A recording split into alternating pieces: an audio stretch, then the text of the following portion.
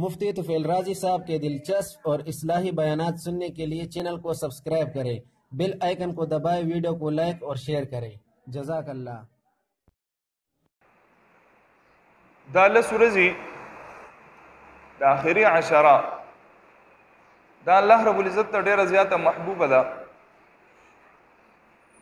او د محبوبیت پته د دین لګي چې الله رب العزت قرآن مجید اولنی وحی هم په آخري عشره کې په رمضان المبارک کې د هغې نزول کړو او حضور نبی کریم صلی الله تعالی علیه وسلم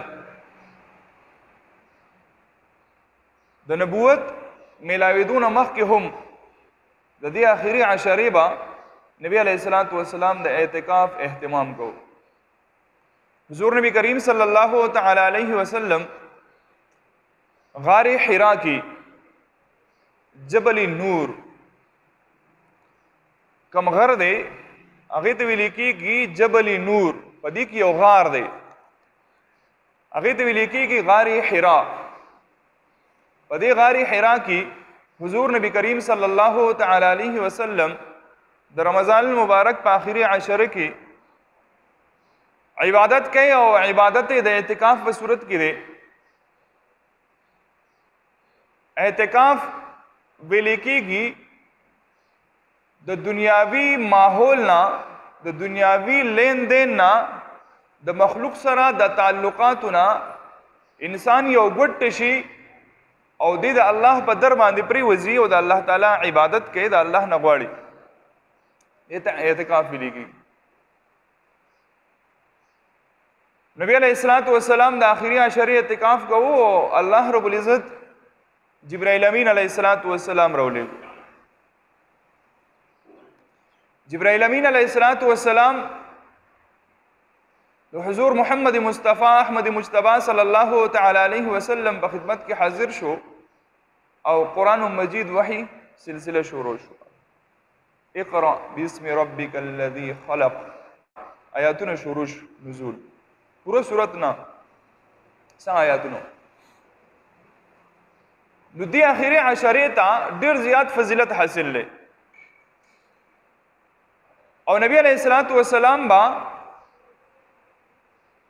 د دې نورو عشرو یا د نورو ورځو په نسبت باندې په دې عشره کې په دې ورځو کې ډېر زیات د عبادت اهتمام کو.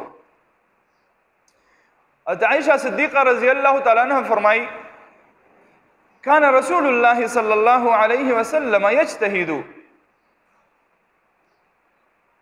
فی العشر الاواخر چې نبی علیہ الصلاة والسلام با په دې آخري عشره کې ډېر زیات کوشش کوو په عباداتو کې چې کم به په دې نورو عشرو کې دومره نه کوو. هسې موږ سوچ وکړو که نه چې د نبی علیه الصلاة والسلام په باره کې حضرت عایشه صدیقه رضی الله تعالی عنها فرمایي چې په رمضان المبارک کې په دې آخري عشره کې به ډېر کوشش شروع کړو. نو چې دا ډېر کوشش به څومره و؟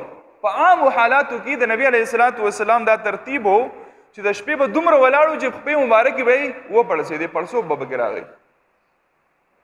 نو چې دا حضرت عایشه رضی الله تعالی عنها دا فرمایي چې ډېر کوشش به یې کوو چې دا به څومره و. نو دې نه دا ثابتېږي چې د آخري عشره دا ګورې نه د خوبونو ده او نه د نورو څیزونو ده، دا صرف د عبادت دا د نورو څیزونو دپاره نه ده. په دې کې ګنجایش نشته چې ته پکې نور څه وکړې.